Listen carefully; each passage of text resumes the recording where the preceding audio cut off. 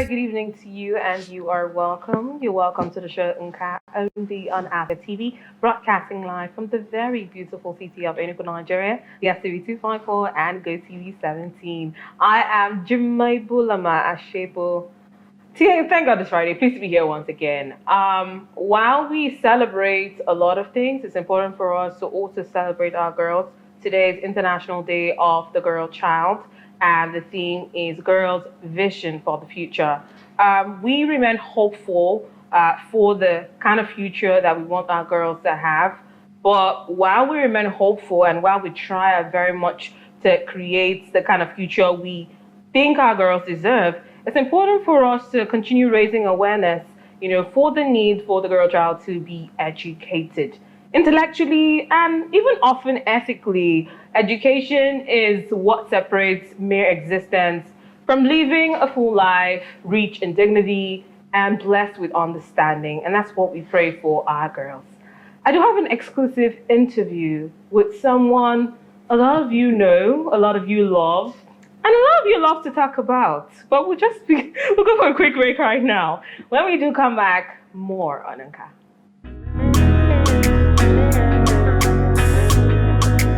You're still watching Unka only on Afia TV. And of course, I wouldn't, go on to talk about other things without talking about Christmas. It's 75 days until Christmas. What exactly are you looking forward to? Yes, I do understand. I'm not insensitive to know that a lot is happening in the country. Yes, I do know. But one of the ways you can actually feel better is to have something to look forward to. Hence my countdown until Christmas. So 75 days until Christmas. What ways can you make money? Yes, I always talk about money on the show, which is why I will be introducing the fourth season of my enugu story this year with the theme, The Enugu of My Dreams. What kind of enugu do you envision? Do you envision a greener city? Do you envision, somewhere that, is much lively, more homely? Do you envision an enugu where taxes are really low? Well, that's a different angle to go into. But I would suggest that you enter into this competition with an article, a photograph, or video, and you have to do that before the end of this month. Do well to go to our social media platforms at Afia TV Official for more information. But that is not all. If you have any events happening in the Southeast, well, we do have Afia Homecoming, which is your gateway to every event happening in the Southeast this Christmas. So all you have to do is go to www.afiahomecoming.com for more information and more. Joining me tonight is, and he is the executive producer of First News Nation TV. He's the chairman of Color Code Group. He's also the CEO of the Backstage Events NG and the curator of Radio Talk Shop. He is also the Dean School of Communications Media Study at the Lenterleaf Business School, London, UK. He's a boss to all, mentor to many, a devoted husband, Jesus. and a loving dad. Ladies and gentlemen, join me in welcoming the one and only Super Sam the Fly Guy, Dr. Sammy Adrian Ajufo. Good evening, sir.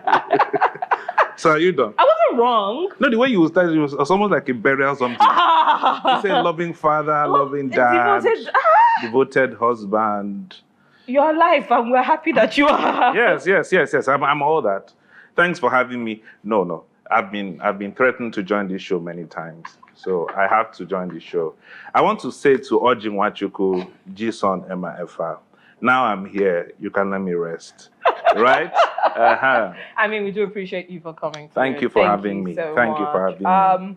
Happy International Day of the Girl Child. Yes. Where's the camera? This one, right? Yes. I want to say something to my kids. I have 7 women at home. Yeah. So I have my wife, of course. And of course, I have 6 daughters who are probably watching me right now. So to Eliana, Chikamji, Anika, Akwerika, Ebere, and Chiwendu, happy International Day of the Children, Girl Child. Yeah. So they'll be screaming at home right now. I live in a girls' hostel. It's really fun. that leads me to one of the first things I was going to ask. Would you say being a girl dad has somewhat improved your perspective of life? Being a father improves your perspective. From when I was a teenager, I never wanted to have a son. I always want to have daughters. So it makes you think better, and there are certain things you do, and I have this protective mentality. So when I see all my daughters together, it's like, okay, you're always thinking they're going to school, your mind is always racing, how to provide for them, how to give them things that tomorrow one young man will not come and say, let's go to club. He says, my dad used to take me to club. Let's go here, man.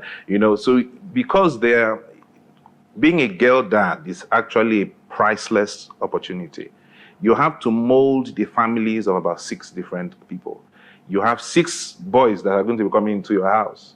Then whatever you teach them, it is easier for that knowledge to be transferred from mother to child. So you have like 6 of them, my wife and myself, trying to imbue certain characteristics in them, trying to make them bold, kind, generous, intelligent, ambitious, and it doesn't matter the age range. If you get up in the morning and you see their faces, there's something heartwarming about it. You know that, you have a lot of responsibility ahead of you. You know that people are going to be looking into, because they are right now in this generation, there are parents who are looking at other parents, because we are going back to the age of arranged marriage. I agree. Yes, and I'm going to do that a lot. My daughters know. Any boyfriend they bring, I'm sorry to that child, that boy.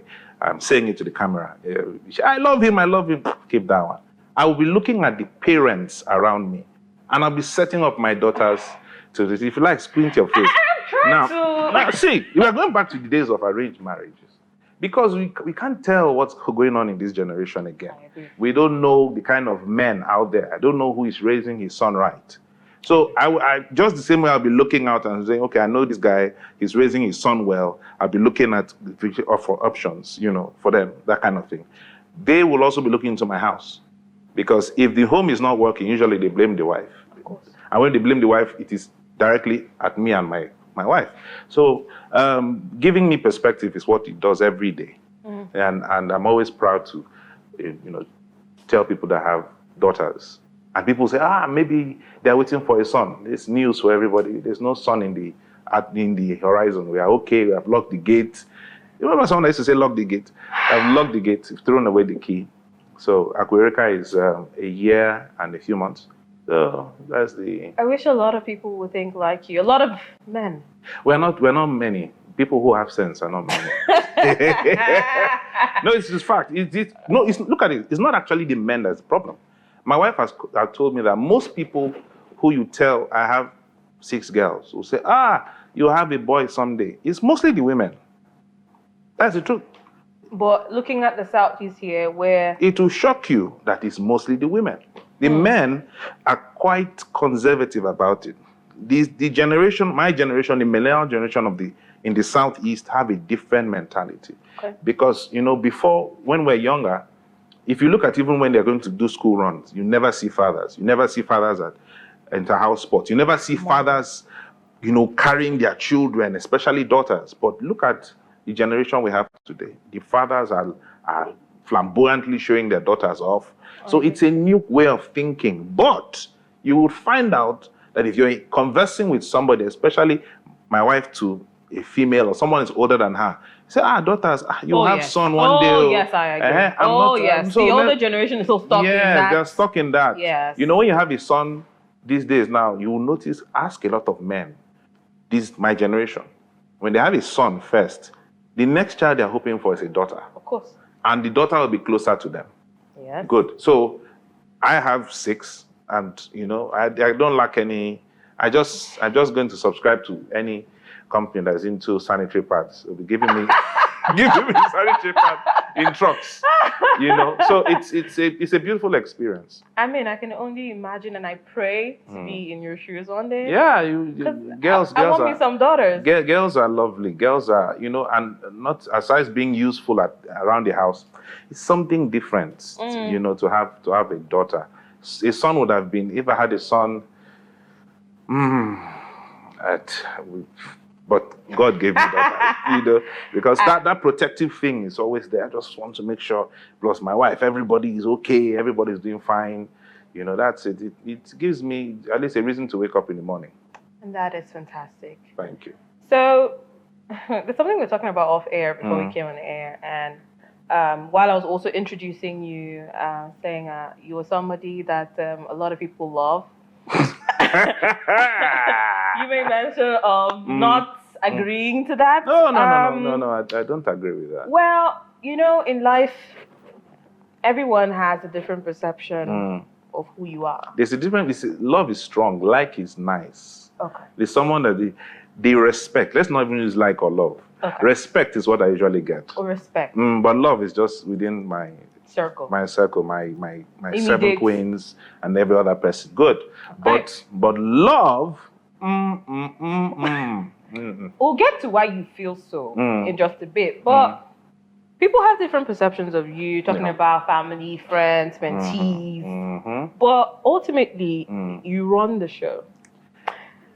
So, who would you say, in your opinion, is Dr. Sammy Adrian Ajubu? Oh, that guy. Yeah, that guy. That guy is one guy like that too. Complicated background. The last child of 6 men, and have his half sister on the other side. From Delta State, married to also a Delta woman. I've gone around Nigeria a lot of places. My background was actually in ICT. My mom was an established broadcaster, Radio Nigeria and all that. And because your mom is a broadcaster, everything in the house has to be broadcasting. Radio is always on because your mom is monitoring news and all that. So there was a lot of knowledge in the house, books, everything. So it was a knowledge-based upbringing. And I didn't study mass communication. So my sister studied mass communication. But my sister didn't practice mass communication. I studied ICT, but I'm practicing mass communication. So it was just like a switch. So I grew up to be a man very early, and I also have the fortune of being from 2 different tribes. My mom is from South Akwa Ibom. My dad is from Delta. So I did most of my growing up in Akwa Ibom. So I speak the language, speak IGBO. That has been my hometown. Enjoy the food. Yes, enjoy the food. Try to cook the food, but my kids shouldn't hear this. Then I went further, went into the media properly, left IT. I was deep in IT, so I used to design websites, games, applications, and all that. So it was way back 2003, 2007. And then I left all that and went into media. I started it as I do something in the afternoon. I don't have anything doing at night. So let me go to the studio. So I was going like that to the studio here and there, and my mom was the GM. So I used to just part-time. And somehow the love for that now overshadowed. Because, by the way, I started broadcasting quite early, from infancy, when your mom is a producer of children's programs, you're always the guinea pig they use. So, take me to the studio, from there doing children's programs in Radio Nigeria, Lagos. So when I went to Port Harcourt, I now took media serious, dropped ICT, started doing other things media related. From there, moved to Enugu, joined a new radio station. Then left the radio station, joined two or three other radio stations. Then got tired. After going through managerial levels, doing all that. On the other side, I was doing project management. I was doing business. That's one side a lot of people don't know about me. I'm a professional in business process re-engineering. Come to your business, look at the structure, look at everything, and help fix it. Then I moved that knowledge to the media. And I decided to say, okay, fine, I've done managerial, I've been through the entire levels. So the only thing left is to own a license. But then I started online TV. Then I found out I do more trainings. I love to train people. By God's grace, a lot of people have passed through these hands. Then, so at a point in time, I looked back and I said, I understand the industry issues, and it is mostly top level. And the best thing for me to do is start to teach. But if I say I want to teach a general manager of a media house, it's going to be a bit difficult. We are colleagues. But if I say I get a doctorate and I, get involved in communications and media training, they will take it more serious.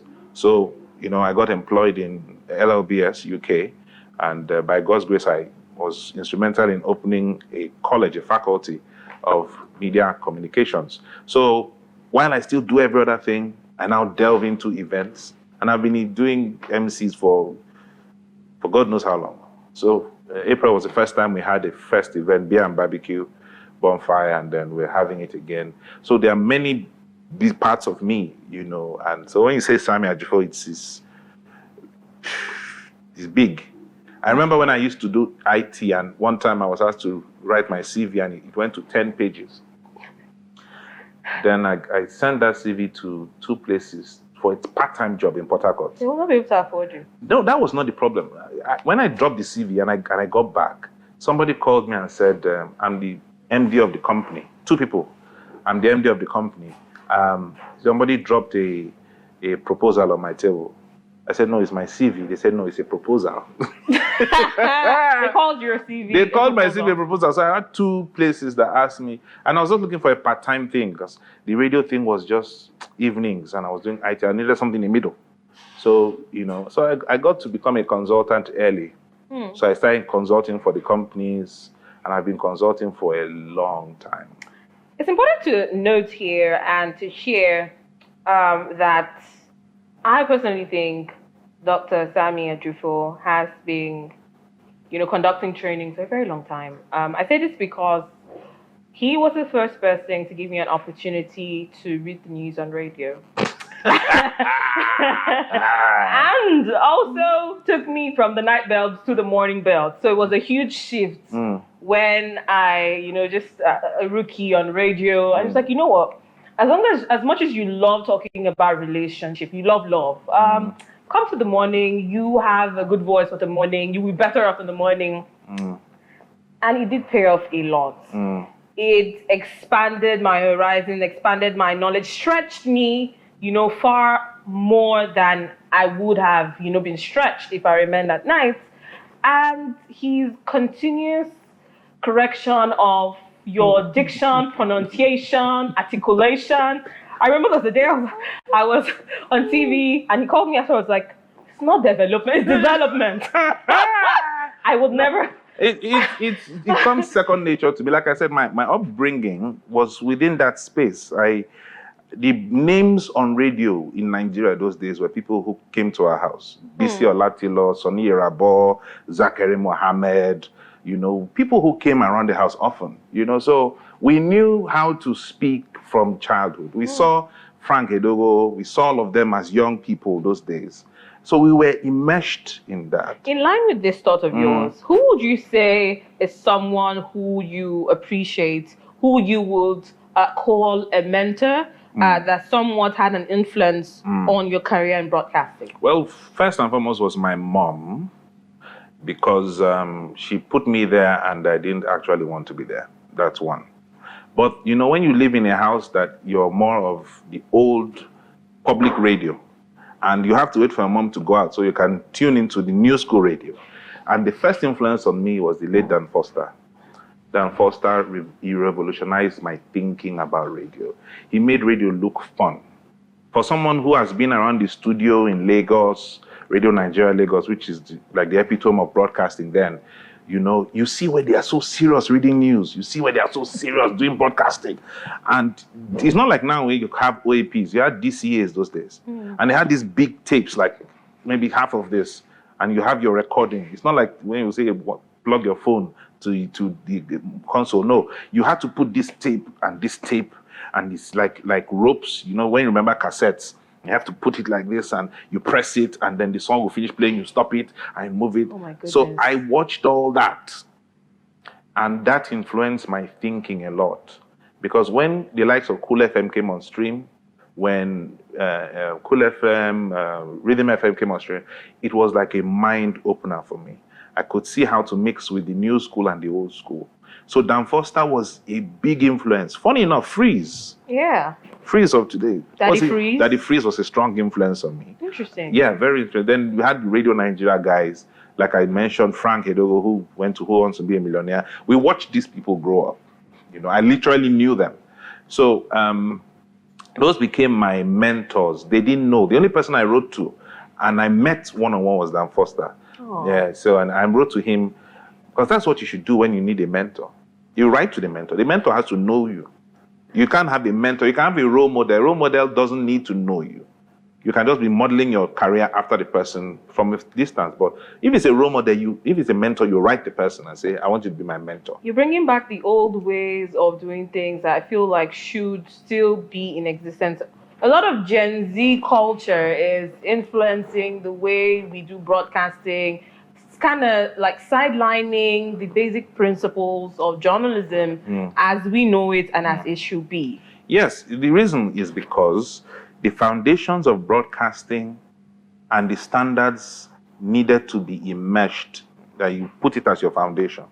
Anything that comes on it should be allowed. The Gen Z attitude, blah, blah, but you mix. There must be a mix. So what happened is we don't have a foundation in most broadcast organizations, even in the industry. So when somebody comes in with a new wave, we flow with the wave. Somebody came up with Cool FM. Cool FM started with the Americans. They were employing Dan Foster, employing Freeze, employing Wale, employing all of these guys. And those guys were coming in with the American standard. And before you know it, every other radio station saw that Cool FM was doing that, and they brought everybody. They brought Wild Child, who is now IK. They brought everybody. So stations were copying stations to copying stations, but on the baseline, there was no experience, there's no foundation. So the day like I did to you, which I do to a lot of people, I take you from that your Gen Z thing and say, go and read news. Yeah. You to be like someone who knows how to drive automatic, being forced to drive a manual. Oh my God. I have never ever told somebody that I will tell you in the next 2 weeks you're going on air. No. I never do that. It's my principle. I did that for everybody who has come through these hands. As long as you have been around, and I'm expecting that you have watched and seen, because that's what happened to me. I was a night show host in Port Harcourt. I loved the night show. Night show was beautiful. Start from 6, run to 12. In between, there's network news, so you can go out and have fun and come back. How were you able to, I'm looking for the best way to put this. Transition? No, not transition. How were you able to handle the ladies? Well, my wife knows I can say anything I want to say. You know, those were good times. Yeah. When I was in the world. And yes, but you know, it comes with the territory. It comes with the territory. Many people are unable to manage it. It is easier now. It was difficult then because, you know, there was no social media. So what happens is someone will call in on the show. They like your voice.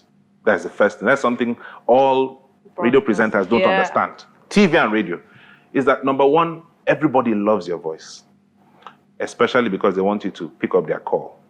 So when somebody calls in on air and say, hello, Juma, how are you doing? Say, oh, I love your voice. It's like saying good morning, say greeting. Yeah. But many of us take it personal, like, oh, they love my voice. Your voice might not be all that. But then they love your voice, but then they also love, especially when you have a flow, a consistency. So when they call in and they ask questions, especially the night show, the fact and the principle of it is that everyone who calls the night show knows their problem. And they know the solution to the problem. Yes. And when I moved to the managerial level, I realized something, that except you are a certified counselor, it's a very risky thing to give people advice on air. But then you see people who feel that they are love doctors. They even play love doctor song. I am your doctor. They'll come on and they'll start giving people advice. You know, the fact is they know the solution to their problem. But they just want to talk. Back in our days, it was somebody is calling, there's no WhatsApp. So someone is calling you, is calling a landline. And the person is telling you about their problem. They know the issues. Then you now start saying, but what I learned to do was, you say your problem, I push you around, ask you a few questions and lead you to the answer yourself. That's what should be done. If I can't handle it, I call a friend of mine who is a guidance counselor, say, I'm going to give you a number of somebody. It takes away that attention. But people want to answer all the problems, and then you wonder why people in our business are depressed. You're carrying everybody's problem in your head. It's not your job. Exactly. Especially those of them who do morning shows on radio. You get up and you start talking about newspaper headlines and their bad stories. Why do you think you will not be depressed? I totally agree with what you're saying. And, thinking about it, it's important for us to look beyond a lot of things. And yes, I had a question I was going to ask you, trying to organize my line of thoughts. If you had the opportunity to interview a person dead or alive, who would that person be? Ooh, beautiful question. Dead or alive? Alive will be, a lot of people have interviewed him now. Used to be Olusegun Obasanjo. Second person will be Ibrahim Badamasi Babangida. Why? Yes, because I like the controversial person, but I don't like asking the same stupid questions people ask. What I always want to know is I want to know the man behind all this stuff, the woman behind this. So you'll be surprised. I'll have one in a lifetime interview with the person, and I'll be asking questions that are related to something that he did in his past that is not public knowledge. The idea is, if I'm able to tickle your fancy and get you to trust me by going into things that you wish people knew about you, but they didn't know, the next interview I can hit the hard questions. But you don't know me. I just walked into, we had a set, and then I started asking you, why did you call off the election in 1993? The guy will be looking like, where did this guy come from? Yeah. Even people like Shane Okimbaloye on the Channels TV, he went through a level. So if I'm to interview those kind of people, and I'll also be looking at world leaders, I would like to interview Vladimir Putin. I would like to interview, if it's an entertainer that is dead, I would have loved Michael Jackson. Because, when someone has too many question marks, there's a story there. Of course. But people just want to look for the easy way out. If you bring a Davido, I'm sorry to say, I might not be so keen. Because you see, he's still forming his life. And if you take Davido out of Davido, if you take David Adeleke out, what is there? If you take Innocent Idibia out of Two-Face, what is there? So they are shrouded in their persona that they have now, and there's nothing really interesting. How many albums do you have? Your trips you sold out this arena, you sold out. That's all that we need to know. Oh, Harry Chioma, what happened to the twins? No, that's not the storyline. It's not worthy of that. If dead people, Ojukwu would have been another person. I would ask him about what was your fight with CCNO before you married Bianca.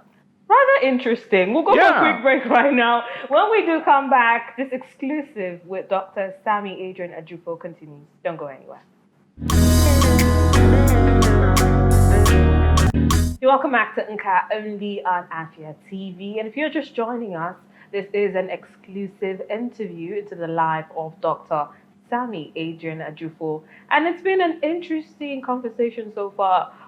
It feels like we are in a training session. This is a training session because as much as he's sharing a lot about his life, I'm also learning in the process, and I hope a lot of people out there, a lot of young broadcasters, greenhorns are learning, because there is a way to do things regardless of how things have evolved or changed. Which leads me to something that a lot of people would want to ask, but I'll still ask it anyway. Now, with your years of experience, a lot of people know that, your level of professionalism is top-notch, and you're a stickler for the basic principles of journalism to be followed. How would you say, in terms of managing people and in terms of your temperament, how would you say it has evolved, over the years? It's changed now. Hey! Because a lot of people would tell you, back then, in the bid to maintain a certain level of professionalism and in the bid to follow the basic principles of journalism, those people who didn't do that are not so happy at the moment. Yes, it's good. It means I have a lasting impact. Of course. It's not like chewing gum. After a while, you throw it away. You must always have an aftertaste when you... Look, I'm very passionate about my business. I'm very passionate about this industry. And there's something you need to understand about creative people. Creative people are the most difficult people to manage. That's one. They say the most creative are the most confused. That's number two. Now, there's carrot and stick approach you go to certain things. But you see, in the future of broadcasting, the people who will manage best are talent managers. If you go in and behave like a teacher, you will not get anything out of it. But what I've always been looking for is your talent. I'm not interested in your personality. The problem is a lot of people's personality stares you in the face. So you're fighting their personality to move out of it so you can meet their talent.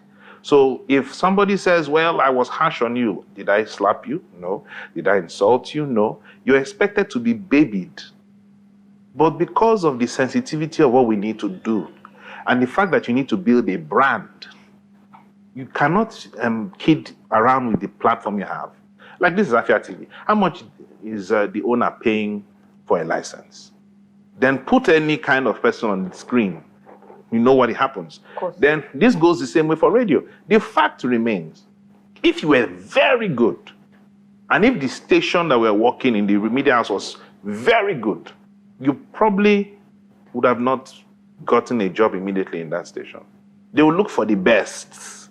So when you're working with the best, you have less work to do. They already know what to do. But then I was saddled with the first job I had in Enugu. I was saddled with greenhorns, people who had never entered the studio before. And when you see them, they feel, and then they get caught up with this bug of I'm popular, I'm popular, I'm popular. That's usually what kills people. But over the years, I've stepped back because I realized that there are different phases in my broadcast journey.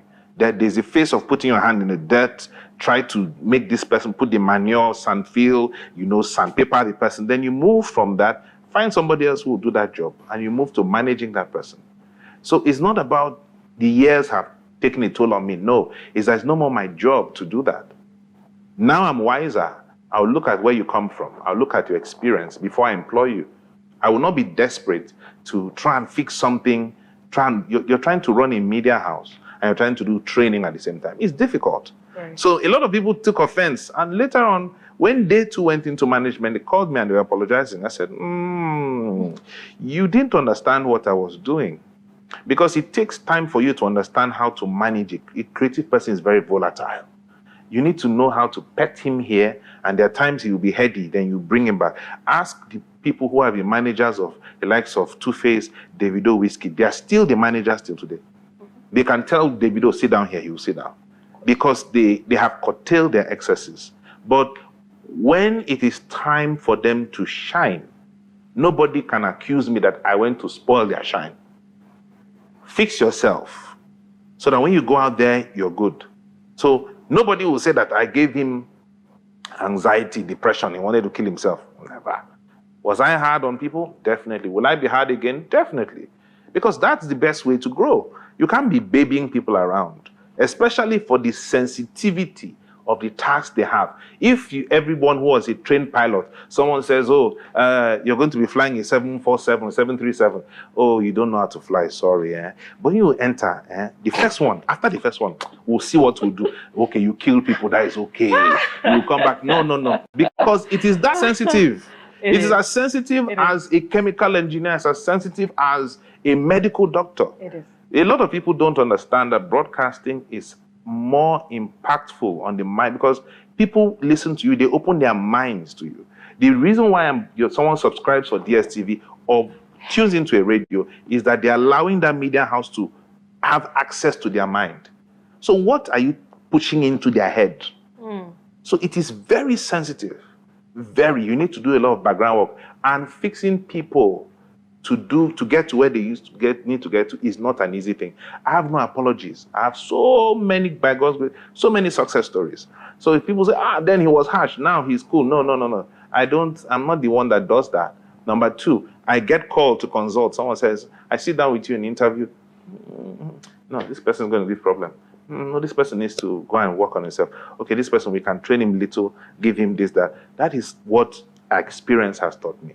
And it is where it is. Would you say you're proud of some of the people you have mentored throughout your career? 91%. The 91%. remaining, this one. You see, I'm proud when I see them doing great stuff. I'm proud when many of them still come back to me and say, boss, look, I have issues here, help them out. But there are some that you have poured into so much and they have not used anything you taught them. Even the hard experiences you put them through, they have not used. I can't be proud of you. I've not met anyone so far who I mentored directly, different from when you worked for me, mentored that became useless. But a few people, like they'll tell you, I'll be like, I should have noticed from the beginning. That's the difference. So what would you say motivates you? In terms of broadcasting, as a broadcaster, you are in the front line, giving your all to the public, illuminating lives. And at the end of the day, just like you said, broadcasting journalism is very powerful because you impact lives. You send a message and people's minds are very vulnerable because you have the power, to change their mindset, redirect their form of thinking. So what would you say is the gumption that motivates you every day? Well, myself, I'm chasing myself. I've always been chasing myself. I don't have anybody who has motivated me to do more than what I am doing. I always chase myself. I always make sure that, I'm trying to be a better person than I was before. And I also want to play around other possibilities that I never knew existed. I never knew I could talk to someone like, oh, okay, I can talk on radio, but to market to somebody and say, that's not a... But when I got to Beer and Barbecue and I realized that it was an event I needed to market it, I never knew I could talk like that. The motivation came. Motivation came out. I talked to someone said, that's a beautiful presentation. Let's talk business. I say, wow. So I think there's quite a lot that has motivated me. But getting up out of bed, of course, when you see your family, that's a big motivation. Like I said, I chase myself. So the failure that I am afraid of is the failure to do better than what I did before. That's what motivates me because my growing up was not so pleasant. So I had to grow up fast and find a way to get better. Because I one time suffered serious low self-esteem. Many people didn't know that. And because of that, I saw myself as my competition. So I kept chasing after myself. And when it got to a certain point, I just turned 40 last year. And people said, you're 40? Like, my 40th birthday, people were looking at, so all this while you have not been 40? I said, no. I'm just a small boy. Yeah, but then when someone says you achieved all that and at 40, I said, because I stopped and looked back and I found out that I was past my peers and past people who were older than me because I was chasing myself, not somebody. So there's nobody in front of me I'm looking at. It's me I'm looking at. Now, if you had the opportunity, for example, you're at home now and a time machine falls in front of your gate, and you have the opportunity to go back in time to cover an event, what event will that be? Oh, beautiful. What event will that be? If I could go back in time, I would, if I could go, of course, like I said, I just turned 40. But if I could go back in time, I would go to the Independence Day celebration. I'll go to 3 events. Yes, 1960. I'll go to 3 events. I'll go to the first coup in Nigeria, just to look at how those guys planned the coup, I'll go to Independence Day just to look at, oh, this is how young the Queen was that time. No problem, I move. Then I'll go to Independence Day, the coup. There are certain national events I would go and cover, if I had that opportunity. I'm someone that loves historical stuff. Okay, new movies, Marvel, that's okay. But if you put an epic in front of me, I could just watch epics. I love watching what happened in the past. I love the black and whites. So yes, there are a lot of things that are mostly national, historical, international. If I could go to the First or Second World War, just go around, just only one bomb, I come back. I don't want to. It's something you don't look. Say, oh, this is how it was. This is how it was. And you will be your mic there, and I'll be in my mic covering it. That's what will happen. Interesting. All right now we'd like to show Dr. Sammy. Wait, you want to show me what? Some love. Oh. The only way we know how to right here on the show. I hope there are no throwback pictures of me. I doubt it. My producer wouldn't do that. But studio, your producers will do that. My producer. Your producer will do that. Well, producer, let's find out what you have in store for Dr. Sammy. Someone's head will roll after this. it better be something I like. I cannot wait for the heads to roll. Okay, But we'd love to see what. Time is even going. You can delay. No, you don't actually need this. We picture. don't plan to delay. Okay. Oh, this is so What is beautiful. this? What is this? I said time with Vera Chidinma. Interesting. I was young, handsome guy then. Interesting. I think my first daughter was born by this time. I was slim, still looking sexy. God, What year was that? This should have been 2016. Wow! This is Super Sam the Fly Guy. This is radio. This is when I heartbreaker before my wife did juju to marry me. Yes, I said it on TV. The juju she did is working, but I told my wife that my eyes are getting clearer now. Whatever she put, the shrine, flood covered the shrine, so my eyes clear. But then this was radio days. This was probably 2013, 2014. Interesting. This was Adam's Bar. I think I remember. This guy used to be a guest on Adam's Bar then. Adam's Bar. I can see with the drink and the bookshelf. Yes. Those were the days. Those were the days. Don't bring any worse picture. Bad guy. Nanny Boy shot a movie. I think DJ Good Noise. Yes, his Big Brother was there. Good Noise was there. He just packed a lot of us. Thankfully, the movie never came out. I was a policeman. That's why I had a gun. Interesting. I was running around shooting and all that, but thank God it never came out. And this was when I was I used to be a handsome guy, but now I'm no more handsome. I'm now a zaddy. This was my wedding. That is G-Son. G-Son was my best man. I'm sure that's why he was able to. That's why he got the pictures. Yeah. That's why I hate him so much. I had only one best. Amazing Grace was a chief bridesmaid, and then Jason was my best man. That was suit by C-Ben. Oh, I was a handsome guy then. No. And my wife stole me away from other ladies. Upper's Rock. Yes, that's still Solid FM. Yeah. That is Kenneth. She's now an actress. She used to cut hair. She used to cut hair. Yeah, she's now an actress, and this is one of those interviews. Where are you guys getting these pictures from? What's going on? Well, one more photo, and I think... that one more photo you're saying, it's terrible. It's worse than this. No. This is the last photo as far as I'm concerned. My wife looks at this picture and she licks her lips. She knows she got a hunk, Studio, I think people have another plan. There's no plan again. This Amazing Grace. I knew that they were going to bring this. But there's something I know. I know that my wife called Jason. And so put this picture to spoil my market. All right, guys. As we round up, we always move on to the game segment. Yeah. Oh, yeah, I was slim that time. I'm now chubby and handsome and zaddish. Yeah. So we move on to the game segment, and like I said, it's my producer's doing, not mine. It's a very good way to move the blame. Well, it's all right. I mean, if the shoe fits. Do you mind? Go ahead. Right from best to worst, this OAPs. We have Viva the Viva. Oh. We have Mama T. We have Tobe the Diva. We have Amazing Grace Ajayi. We have Claire. And we have Gloria Orji Emordi. Okay, pass. Sir? Pass. I can't grade that. All right. Many of those people there, how can you do that?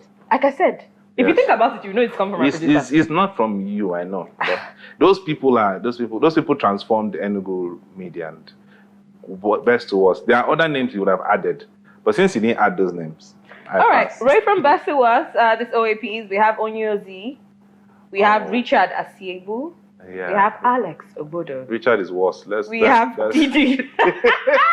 We have Didi Namen. Richie is going to watch it, so I'm going to say it. Osaroge, Big Brother. And we have Uncle Jude, the one. Oh, Jesus. I'm going to also pass on that. All right. But I'm saying that among that, the hottest, the one I really like recently is Onyozi. Onyozi is doing very well. Okay. Yeah. But I can't grade any other person. All right. So you refuse to answer our question. I've answered it. I said I pass.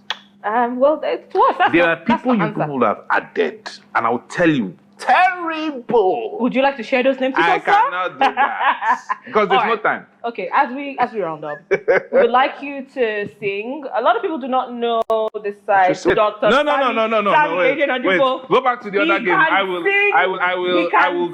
will pick the best scene. for life. So Yes. very, very quickly, your wives and your babies are watching right now. I'd like you to dedicate a love song to them. Very briefly. It can just be, one of I the should dedicate a song to them. Yeah, to sing a song and dedicate it to them. Nigeria, we hailed.